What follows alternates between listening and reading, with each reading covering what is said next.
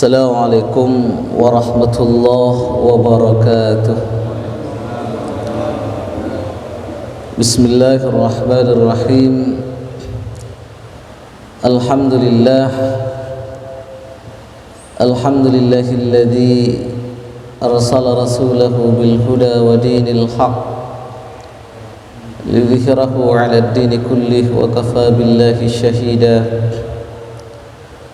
Wassalatu wassalamu ala sayyidina Muhammadin al-mab'uth rahmatan lil alamin wa ala alihi wa ashabihi alladhina tabat nufusuhum wa safat qulubuhum fakanu hum sadatal mansurin wa ba'du.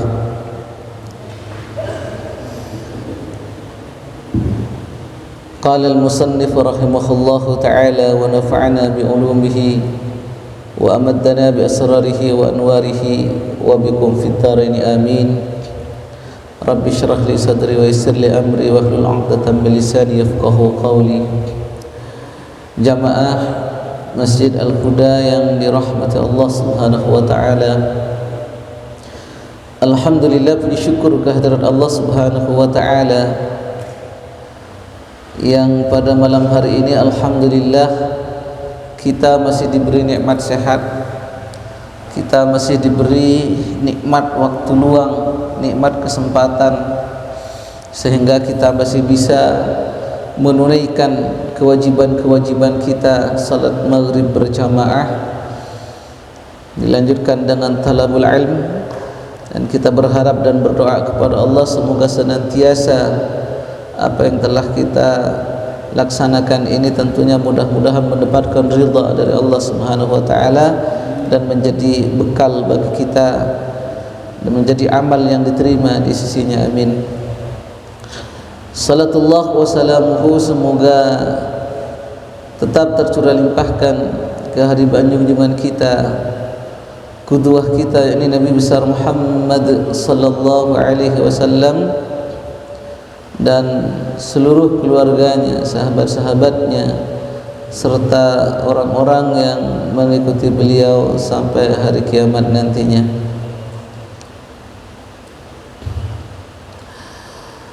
Pada kesempatan kali ini kita akan membahas tentang surah Al-Fatihah, ya, dari permulaan. Dulu kita membahas surah Al-Baqarah, baru sampai pada ayat yang kelima kalau nggak salah, ya.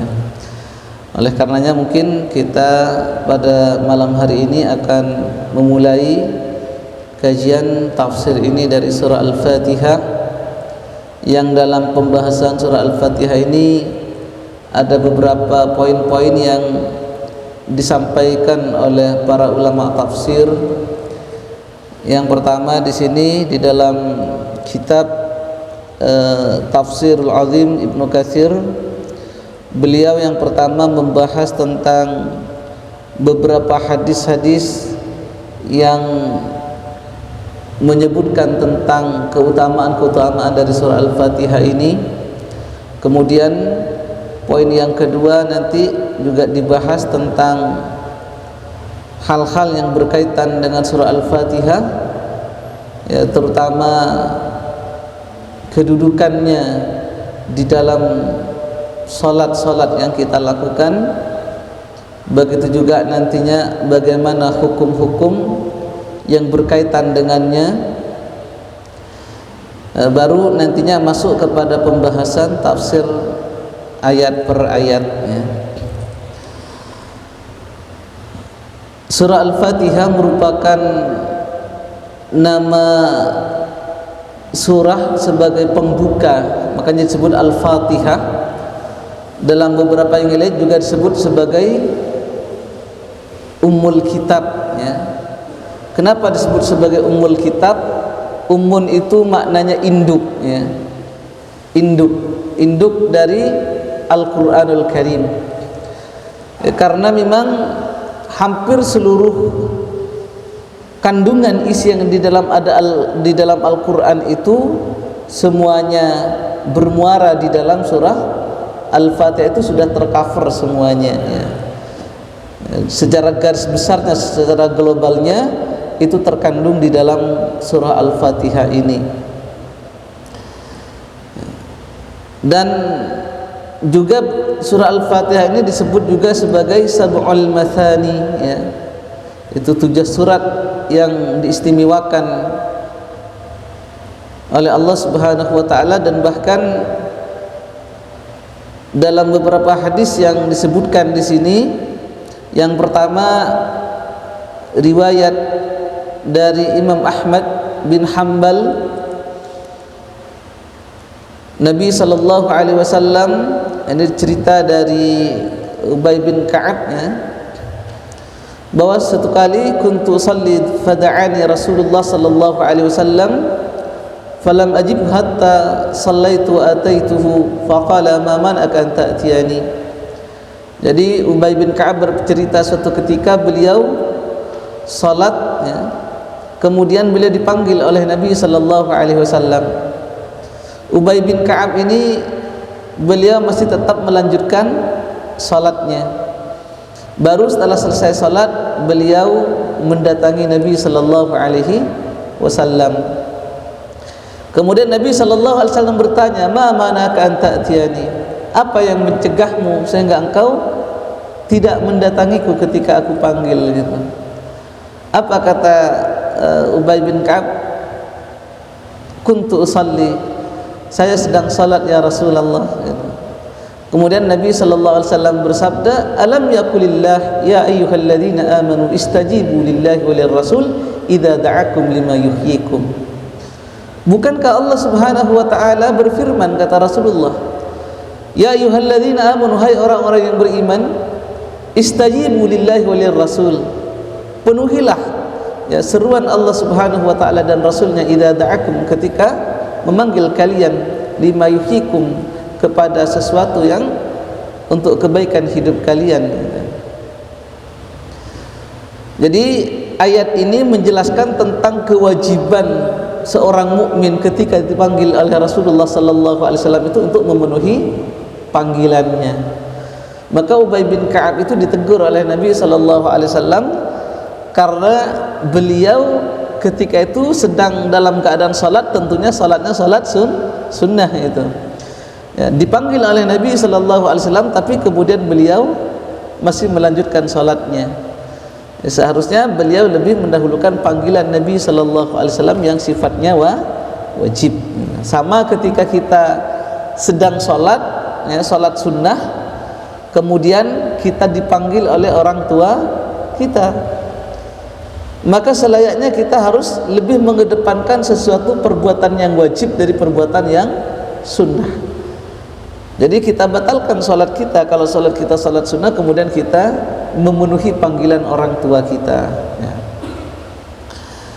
Maka dalam konteks ini Ubay bin Ka'ab ditegur oleh Nabi sallallahu alaihi wasallam. Kemudian Nabi sallallahu alaihi wasallam bersabda kepada Ubay bin Ka'ab, "Tsumma qala law 'allimannaka a'zama suratin fil Qur'an qabla an takhruj minal masjid." Sungguh akan aku ajarkan kepada engkau lebih agungnya surat, ya, lebih utamanya surat yang ada di dalam Al-Qur'anul Karim qabla an takhruj minal masjid, sebelum engkau keluar dari masjid. Qala, maka berkata siapa? Ubay bin Ka'ab itu, fa akhadha bi yadi falamma arada an yakhruja minal masjid qultu ya Rasulullah innaka qulta la u'allimannaka a'zama suratin fil Qur'an. Qala na'am, alhamdulillahi rabbil alamin, hiya sab'ul mathani wal Qur'anil azim alladhi utituhu. Jadi ketika kemudian Ubay bin Ka'ab berada di samping, di sisi Rasulullah sallallahu alaihi wasallam, beliau dipegang tangannya oleh Rasulullah sallallahu alaihi wasallam, dan seraya ketika kemudian beliau hendak keluar dari masjid, Ubay bin Ka'ab itu memelankan langkah-langkahnya karena berharap kemudian apa yang dijanjikan oleh Rasulullah sallallahu alaihi wasallam itu beliau mengajarkannya. Maka kemudian beliau bertanya kepada Nabi, ya Rasulullah, bukankah engkau tadi hendak mengajariku surat yang sangat agung, surat yang mempunyai satu keutamaan di dalam Al-Qur'anul Karim? Maka Nabi menjawab, qala na'am, betul, alhamdulillahi rabbil alamin, hiya sab'ul mathani wal Qur'anil azim alladhi utituhu. Ya, alhamdulillahi rabbil alamin ila akhiril ayah, ya, sampai waladhdallin, dan itulah sab'ul mathani yang dan Quran yang agung yang alladhi utituhu, yang didatangkan kepadaku. Ini salah satu hadis yang menjelaskan tentang keutamaan-keutamaan Al-Quran, terutama surah Al-Fatihah. Walaupun kemudian dalam konteks ini para ulama itu berbeda pendapat, apakah di dalam Al-Quran itu ada ayat-ayat yang fadil dan mafdul gitu, yang lebih utama dan yang tidak. Karena sebagian ulama ada yang berpendapat bahwa ya ayat-ayat Al-Quran seluruhnya adalah kalamullah dan semuanya sama gitu. Tapi mayoritas para ulama bahwa mengatakan bahwa di dalam Al-Quran itu ada ayat-ayat yang utama dan ada yang lebih mempunyai keutamaan daripada yang lainnya. Nah, terutama di dalam ayat-ayat yang menjelaskan tentang kekuasaan Allah Subhanahu wa taala, yang menjelaskan tentang Allah Subhanahu wa taala, itu dapat dipastikan lebih mempunyai keutamaan dari ayat-ayat yang lain. Nah, ayat-ayat yang fadil itu, yang mempunyai keutamaan itu, yang kemudian oleh para ulama itu banyak sekali kemudian dirangkum, kemudian dijadikan satu bacaan-bacaan yang diistiqomahkan gitu. Surah Al-Fatihah, awal surah Al-Baqarah, terus akhir surah Al-Baqarah, ayat kursi, itu memang ayat-ayat pilihannya, ayat-ayat yang memang mempunyai satu kelebihan-kelebihan di samping ayat-ayat yang lain, yang pada umumnya kemudian ini menjadi bacaan-bacaan yang terutama dibaca di dalam rangkaian bacaan-bacaan tahlil gitu, tahlilan gitu. Itu semuanya ayat-ayat yang memang mengandung keutamaan yang sangat luar biasa. Dan bahkan kalau ulama-ulama ahli hikmah itu kemudian menjadikan ayat-ayat ini kemudian bukan hanya dalam konteks mempunyai satu keutamaan dari sisi pahalanya, tapi dari sisi keutamaan-keutamaan yang lain, dari sisi fadilahnya, dari sisi khasiatnya gitu. Terutama surah Al-Fatihah ini, pernah suatu ketika, di sini ada beberapa hadis yang juga dinukil oleh Ibnu Katsir. Pernah suatu ketika ada serombongan sahabat, ya, yang ketika kemudian di padang pasir dia sedang istirahat, kemudian tiba-tiba datang seorang wanita yang meminta pertolongan. Kenapa? Karena kepala rombongan dari kabilah itu kemudian tersengat hewan yang berbisa. Apakah ada di antara kalian yang bisa meruqyah itu? Maka kemudian berdiri salah seorang sahabat itu, ketika ditanya oleh sahabat yang lain, apakah kamu pernah bisa meruqyah gitu? Ya, dia nggak pernah sebenarnya, nggak punya pengalaman meruqyah gitu, tapi berangkat saja kemudian. Dan kemudian sahabat ini membaca surah Al-Fatihah dan ditiupkan kepada sengatan hewan yang menyengat kepala kabilah tadi, dan kemudian seketika sembuh. Nah, baru kemudian ketika mereka menjumpai Rasulullah sallallahu alaihi wasallam melaporkan tentang kejadian itu, Rasulullah sallallahu alaihi wasallam bertanya kepada sahabat ini, dari mana engkau tahu bahwa surah Al-Fatihah ini dapat meruqyah gitu. Memang salah satu khasiatnya ya itu diantaranya, karena Al-Quran itu adalah suatu kalamullah, ya, itu adalah semuanya adalah kalimat-kalimat yang sangat dahsyat tentunya, ya. Maka sebagian ulama ada yang menjadikan khasiat-khasiat sirriyahnya itu, ya, ada, kalau kita membaca kitab-kitab hikmah itu seperti kitab-kitab Syamsul Ma'arif atau Mamba Usulul Hikmah atau Al-Awfaq lil Ghazali, di situ banyak sekali ayat-ayat Al-Quran itu yang dijelaskan tentang khasiat-khasiatnya, baik itu berkaitan dengan ilmu kedigdayaan dan sebagainya, yang mungkin sebagian orang menganggap itu sebagai khurafat gitu. Tapi itulah Al-Qur'anul Karim itu memang satu kalimat-kalimat yang dahsyat gitu, yang bersumber dari Tuhan pencipta alam ini gitu. Yang memang bahasa manusia saja terkadang dikatakan oleh Nabi itu wa inna minal kalam la sihran, ya. Perkataan manusia saja terkadang bisa menyihir. Apalagi ini adalah kalamullah yang di dalamnya mempunyai terkandung satu kekuatan yang sangat luar biasa. Lebih-lebih lagi di dalam ayat-ayat sekali lagi yang di dalamnya ada keutamaan-keutamaan tersendiri seperti di dalam surah Al-Fatihah ini. Ada beberapa hadis kedua juga di sini dijelaskan tentang beberapa keutamaan-keutamaannya, terutama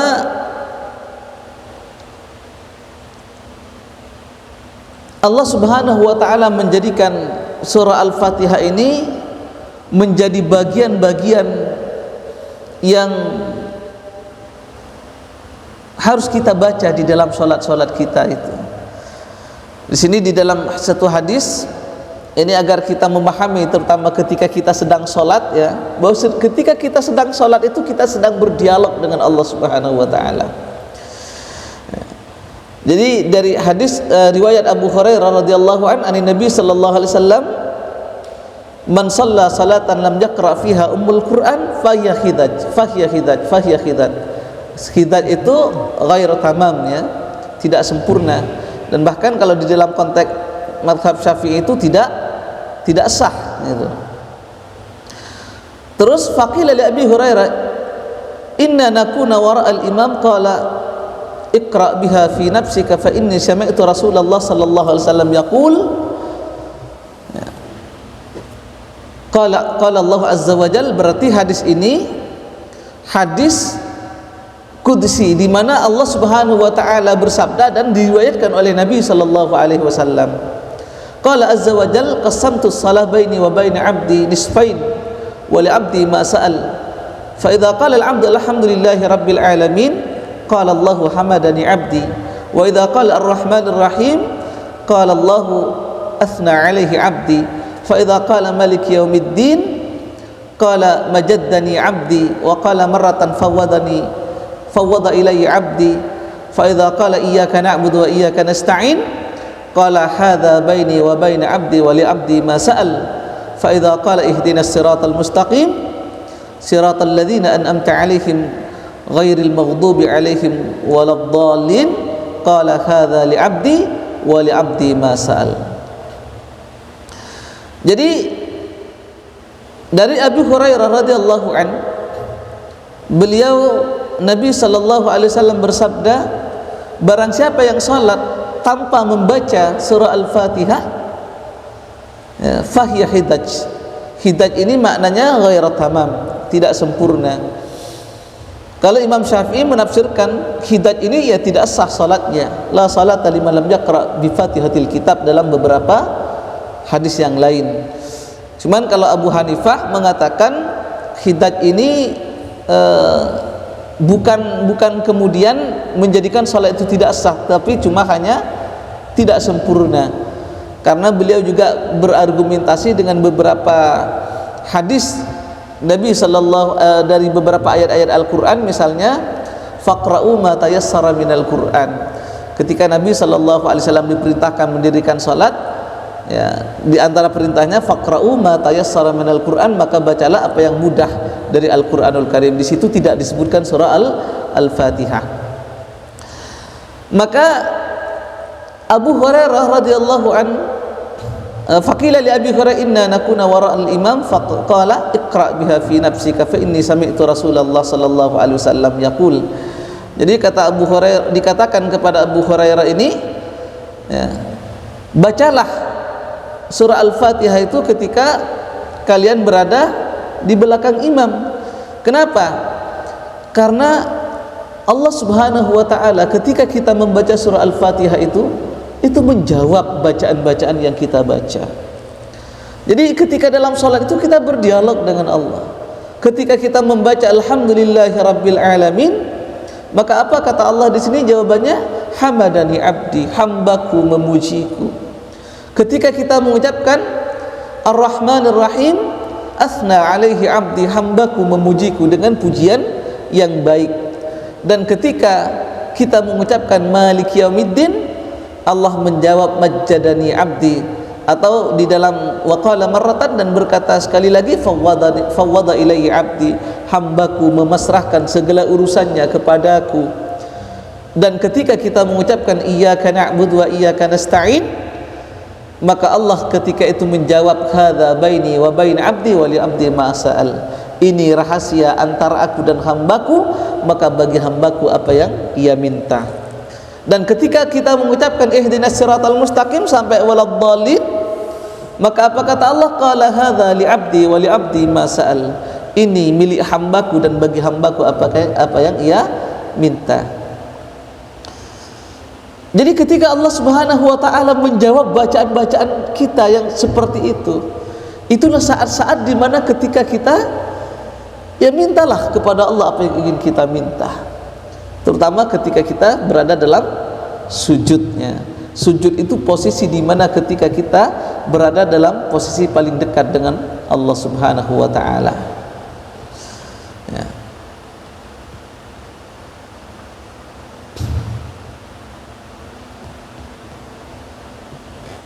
Itu beberapa, dan bahkan di sini ada juga beberapa hadis yang panjang yang menceritakan proses ketika surah Al-Baqarah diturunkan oleh Allah Subhanahu wa taala. Ya, ketika itu Rasulullah sallallahu alaihi wasallam berada bersama malaikat Jibril. Tiba-tiba beliau mendengar suara yang sangat mengejutkan dari atas. Ternyata ketika itu kata malaikat Jibril, disitulah ketika pintu langit sedang dibuka, di mana pintu itu tidak pernah dibuka kecuali ketika turunnya surah Al-Fatihah ini, dengan diiringi ribuan para malaikat yang mengiringi. Karena sekali lagi Allah Subhanahu wa taala tidak pernah menurunkan surah Al-Fatihah ini baik di dalam kitab Injil maupun di dalam kitab Taurat seperti surah Al-Fatihah yang diturunkan oleh Allah kepada Nabi kita Muhammad sallallahu alaihi wasallam. Jadi Nabi sallallahu alaihi wasallam itu diberi di antaranya diberi dua hadiah, ya. Yang pertama surah Al-Fatihah, yang kedua adalah awakhiru suratul Baqarah, yakni akhir dari surah Al-Baqarah, yakni dimulai dari apa itu yang biasa kita baca di dalam tahlil itu, ya. Sebelum amanar rasulu bima unzila ilaihi min rabbih wal mu'minun, itu apa nah? Lillahi ma fis samawati wa ma fil ardh wa in tubdu ma fi anfusikum wa tufu yahsibkum bihillah wa yaghfiru liman yasha wa yu'adhibu man yasha wallahu ala kulli syai'in qadir, sampai akhirnya. Itu kalau bisa kita dawamkan membaca itu, terutama setiap pagi maupun petang, ya. Karena ketika kita membaca akhir surah Al-Baqarah itu adalah komitmen kita kepada Allah Subhanahu wa taala. Kita membangun janji dengan Allah Subhanahu wa taala, dan kita minta kepada Allah, ya Allah, kalau aku salah, ya, jangan engkau siksa aku, ampuni aku, gitu, ya. La tu'akhidni Rabbana la tu'akhidni in nasina wa akhtana Rabbana faghfir lana dzunubana. Gimana dah? Amana ar-rasul bima unzila ilaihi min rabbih wal mu'minun kullun amana billahi wa malaikatihi wa kutubihi wa rusulihi la nufarriqu baina ahadin min rusulihi wa qalu sami'na wa ata'na ghufranaka rabbana wa ilaikal masir. La yukallifullahu nafsan illa wus'aha laha ma kasabat wa 'alaiha maktasabat. Rabbana la tu'akhidna in nasina wa akhtana rabbana wa la tahmil 'alaina isran kama hamaltahu 'alal ladzina min qablina rabbana wa la tuhammilna ma la taqata lana bih wa'fu 'anna waghfir lana warhamna anta maulana fansurna 'alal qaumil kafirin. Itu semuanya adalah kita membangun janji dengan Allah Subhanahu wa taala, untuk kemudian kita memohon kepada Allah untuk tidak disiksa ketika kita melakukan kesalahan, untuk kita meminta kepada Allah untuk tidak diberikan beban yang kita tidak mampu melaksanakannya, dan kita minta kepada Allah untuk tidak diberikan beban sebagaimana dibebankan kepada orang-orang sebelum kita gitu. Dan ketika kita membaca ayat itu, Allah Subhanahu wa taala mengiyakan itu permohonan-permohonan kita itu. Makanya Nabi SAW sangat bergembira ketika turunnya surah Al-Fatihah dengan akhir surah Al-Baqarah ini, yang memang tidak pernah diberikan kepada nabi-nabi terdahulu kecuali kepada beliau. Yang kedua yang berkaitan dengan surah Al-Fatihah ini,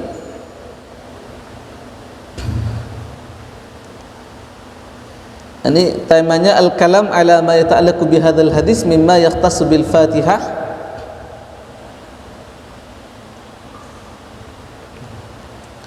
Terutama berkaitan dengan kedudukan bacaan Fatihah yang dibahas di dalam kitab Ibnu Katsir ini, bagaimana kemudian posisi Fatihah ini di dalam bacaan-bacaan salat. Mayoritas para ulama yaitu Maliki, Syafi'i maupun Imam Ahmad ya, mewajibkan Fatihah ini dibaca di dalam salat ya, dengan hadis-hadis yang telah disebutkan tadi ya, ditambah dengan hadis la salata liman lam yaqra bi Fatihatil kitab ya, juga beberapa hadis-hadis yang lain yang mendukung ya, idza kumta ila shalah faqabbir thumma iqra ma tayassara ma'aka minal Quran. Di antaranya ini yang menjadi argumentasi dari mazhab Hanafi yang kemudian menyatakan bahwa Fatihah itu tidak wajib ya. Nah, disinilah terjadi perbedaan pendapat di kalangan para ulama itu, terutama nanti ketika posisi kita sebagai makmum ya. Kalau imam ya, kalau kita menjadi imam, kalau tiga mazhab ya, Maliki, Syafi'i, Ahmad, itu wajib hukumnya ya, termasuk kita sholat sendiri kita wajib untuk membacanya ya. Cuman kalau bagi Hanafiyah itu Fatihah itu tidak wajib. Kewajiban kita di dalam sholat itu yang penting kita membaca bagian dari ayat-ayat Al-Quran. Paling sedikitnya kalau ayat yang panjang itu satu ayat, kalau yang ayat yang pendek minimalnya tiga ayat ya. Minimalnya tiga ayat. Itu menurut Hanafi. Tapi ketika kita menjadi posisinya menjadi makmum, di sini bagi para ulama yang mewajibkan membaca surah Al-Fatihah juga ada perbedaan pendapat. Imam Syafi'i tetap berpendapat wajib hukumnya bagi makmum tetap untuk membaca Fatihah di dalam sholat, walaupun sholat itu dalam sholat jahar maupun sholat yang sir ya, seperti dalam sholat zuhur maupun asar. Jadi tetap makmum itu tetap wajib membaca Fatihah. Tapi kalau menurut Imam Malik, kewajiban membaca Fatihah itu bagi makmum hanya di dalam sir ya. Ketika di dalam salat itu salat jahr, maka tidak ada kewajiban bagi makmum untuk membaca surah Al-Fatihah. Kenapa? Karena memang ada beberapa hadis yang kemudian innama ju'ilal imam liyutamma bihi fa idza qara'ta fa ansitu ya. Jadi ketika imam itu membaca maka kita diperintahkan untuk diam. Cukup dengan diam. Ini menurut Maliki dengan Hanabilah di antaranya. Nah, sekarang berkaitan dengan kedudukan basmalah di dalam surah Al-Fatihah ini juga ini dibahas di sini, karena para ulama itu sepakat. Yang pertama sepakat bahwa basmalah yang ada di dalam surah An-Naml, yakni innahu min Sulaiman wa innahu bismillahirrahmanirrahim, itu adalah bagian dari Al-Quranul Karim. Cuman kemudian para ulama itu berbeda pendapat apakah Bismillahirrahmanirrahim yang ada di dalam setiap awal surat itu adalah bagian dari surat itu, termasuk di dalamnya yang ada di dalam surah Al-Fatihah atau tidak. Imam Syafi'i mengatakan bahwa basmalah itu adalah bagian dari surah Al-Fatihah dan termasuk juga bagian dari seluruh surat-surat yang ada di dalam Al-Quran kecuali di dalam surah Bara'ah. Ya, karena di dalam beberapa hadis-hadis yang disebutkan itu, di antaranya juga termasuk sab'ul mathani, 7 ayat itu, kalau dihitung basmalah itu termasuk juga di antara yang 7 itu. Maka beliau kemudian berpendapat karena basmalah ini adalah bagian dari surah Al-Fatihah, maka ketika konsekuensinya ketika kita sedang sholat itu wajib hukumnya kita membaca basmalah. Dan bagi kita yang menjadi imam di dalam sholat jahar itu basmalah juga dijaharkan. Ini menurut pandangan Imam Syafi'i. Nah, kebalikan dari pendapat Imam Syafi'i ini adalah pendapat Imam Malik, ya, yang berpendapat bahwa basmalah itu tidak menjadi bagian dari surah Al-Fatihah dan begitu juga tidak menjadi bagian dari seluruh surat-surat yang ada di dalam Al-Quran. Maka beliau kemudian berpendapat konsekuensi hukumnya tidak boleh kita membaca basmalah di dalam sholat.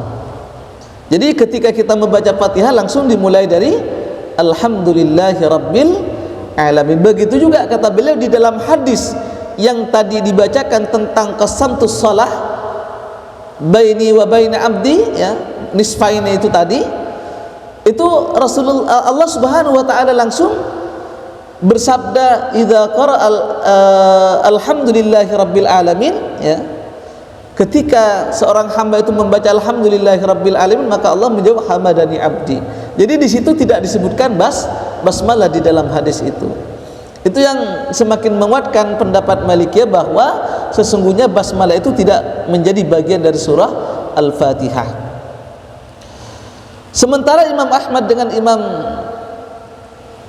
Hanafi, ya, mengatakan bahwa bismillah ini bukan merupakan bagian dari surah Al-Fatihah dan juga bukan merupakan bagian dari surah-surah yang lain, tapi tetap bismillah ini adalah Al-Quran yang diturunkan oleh Allah Subhanahu wa ta'ala yang memang khusus untuk memisah antar surat-surat di dalam Al-Quranul Karim. Karena para sahabat itu mengatakan kami itu tidak pernah mengetahui batasan surat satu dengan surat yang lainnya itu sampai kemudian turun Bismillahirrahmanirrahim. Makanya kalau kata Hambali dengan Hanafi itu, ya basmalah itu bagian dari ayat Al-Quranul Karim yang kita boleh membacanya di dalam sholat. Cuman beliau berpendapat membaca basmalah di dalam sholat itu sunnahnya disirrikan. Jadi Bismillahirrahmanirrahim baru Alhamdulillahi Rabbil Alamin, ya. Itu terkait dengan beberapa kedudukan sholat surah Al-Fatihah di dalam sholatnya. Nah selanjutnya juga di sini dibahas selain basmalah juga ta'awudz, ya, masalah ta'awudz, membaca a'udzu, perlindungan, memohon perlindungan kepada Allah Subhanahu wa taala.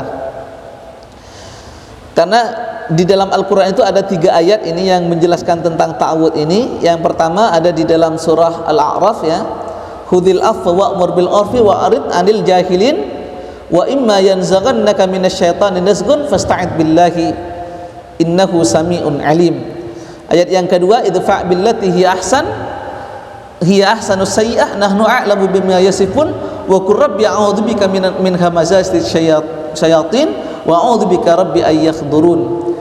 Yang ketiga di dalam surah tadi surah Al-Mu'minun, yang ketiga di dalam surah Al-Fusilat idfa' billati hiya ahsan fa idzal ladzi bainaka wa bainahu adawah ka'annahu waliyyun hamim wa ma yulaqqaha illa alladziina sabaru wa ma yulaqqaha illa dzu haddin 'adzim wa imma yanzaghannaka minasyaitani nazghun fasta'id billahi innahu huwas samiul alim.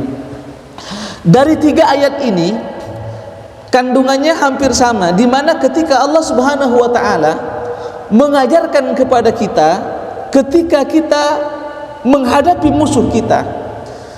Nah, ketika kita menghadapi musuh yang nyata, yang bentuknya manusia, makhluk seperti kita, maka Allah Subhanahu wa taala mengajarkan kepada kita untuk membalas kebaikan musuh itu, kejahatan musuh itu dengan kebaikan.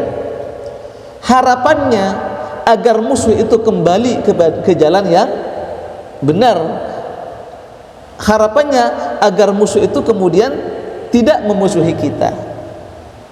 Tapi dalam konteks ketika kita menghadapi musuh yang tidak terlihat, ya, maksudnya di sini musuh tidak terlihat itu maksudnya adalah syaitan yang menjadi musuh abadi anak cucu Adam itu. Kita diajarkan oleh Allah untuk kemudian beristi'adzah, memohon perlindungan dari Allah Subhanahu wa taala, karena musuh yang satu ini adalah musuh yang sudah mengikrarkan kepada Allah untuk menjadi musuh yang abadi bagi manusia, dan ia telah bersumpah kepada Allah untuk menggelincirkan manusia dari jalan Allah Subhanahu wa taala sampai hari kiamat nantinya, ya. Maka dalam konteks ini kita tidak mempunyai kemampuan untuk bisa selamat dari musuh ini kecuali atas pertolongan dari Allah Subhanahu wa taala.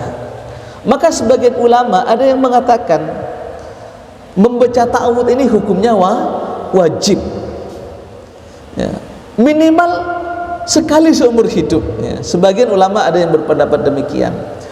Nah, cuman dalam konteks kita membaca Al-Quran itu, di situ kan ada beberapa hadis yang secara khusus membahas terkait dengan hukum ini, membaca ta'awudz di dalam ketika kita membaca Al-Quranul Karim. Karena hadisnya itu idza qara'tal Qur'an fasta'id billah, ya, fa idza qara'tal Qur'an fasta'id billahi minasyaitonir rajim innahu laisa lahu sultan 'alal ladzina amanu wa 'ala rabbihim yatawakkalun. Kalau melihat secara gramatikal bahasa Arabnya, di sini kan pakai fi'il madhi, idza qara'ta, fa idza qara'ta, ketika engkau telah selesai membaca Al-Qur'an Karim fasta'in billah. Maka sebagian ulama ada yang berpendapat membaca ta'awudz itu disunnahkannya setelah membaca Quran gitu. Sebagian pendapat ada yang mengatakan begitu. Tapi pendapat yang umum atau yang mayoritas pendapat para ulama, kesunahan itu ketika kita hendak mau memulai membaca Al-Qur'anul Karim. Ayat ini kata mayoritas para ulama dikatakan hampir sama dengan apa yang ada di dalam surah Al-Maidah itu tentang perintah kita berwudu. Perintahnya itu idza qumtum ilas shalah faghsilu wujuhakum. Di situ memakai fi'il madhi juga. Ya, jika kalian hendak sholat maknanya gitu, bukan ketika kalian telah selesai dari sholat. Begitu juga di dalam hadis ini idza qara'tal Qur'an maknanya adalah ketika kita hendak membaca Quran gitu. Kenapa kemudian di sini fi'il madhi tapi maknanya bermakna mustakbal? Karena menunjukkan bahwa apa yang ingin kita lakukan itu adalah sesuatu yang yakin, lil yakin namanya. Jadi ketika kita hendak sudah mau sholat, ya, maka kita diperintahkan untuk berwudu dengan membasuh muka, tangan, kepala sampai kaki itu. Begitu juga ketika kita hendak membaca Al-Quran. Jadi maknanya seperti itu, ya. Makanya itu yang kemudian diambil oleh para ulama tentang makna yang umum dari hadis ini.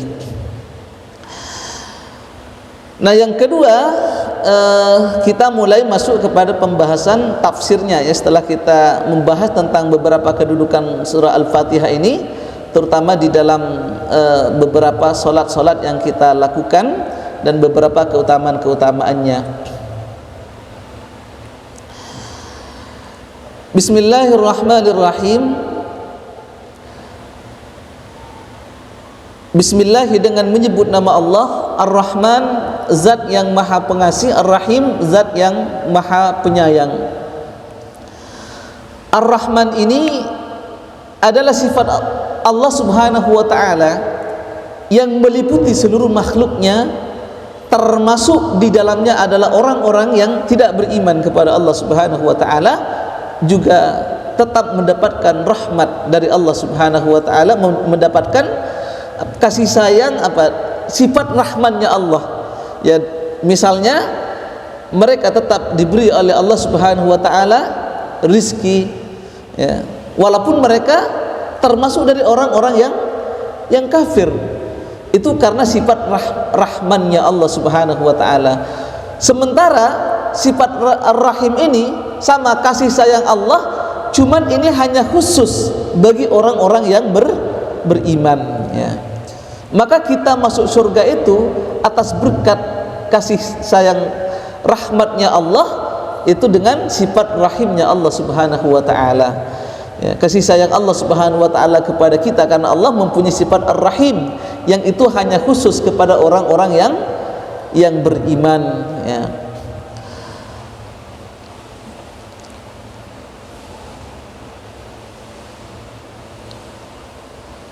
Bismillahirrahmanirrahim.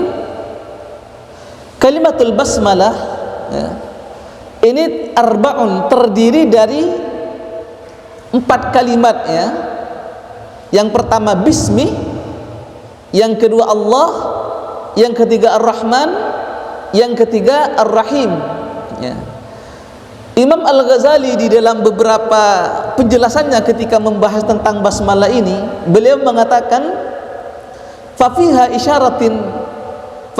isyaratun ila i'anatillahi ta'ala ibadahul muslimin ala syaitan, fa innahu qala la'atiyannakum min baini aydihim wa min khalfihim wa an aymanihim wa an syama'ilihim, fa a'tahum Allah ta'ala hadhil kalimat al-arba' li'alla tadarhum waswasatahu. Jadi kata beliau, kalimat basmalah ini terdiri dari 4 kalimat itu. Ini sebagai isyarat dari Allah Subhanahu wa taala akan pertolongannya kepada kita atas gangguan-gangguan setan yang lewat dari 4 penjuru.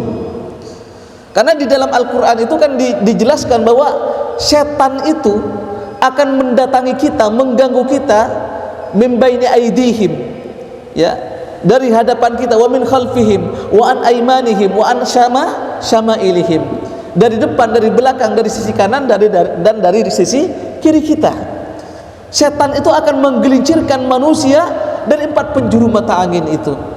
Dan Allah Subhanahu wa taala dengan basmalah ini sebagai satu isyarat akan membentengi kita, akan menjaga kita dari gangguan-gangguan setan dari 4 penjuru tadi, ya.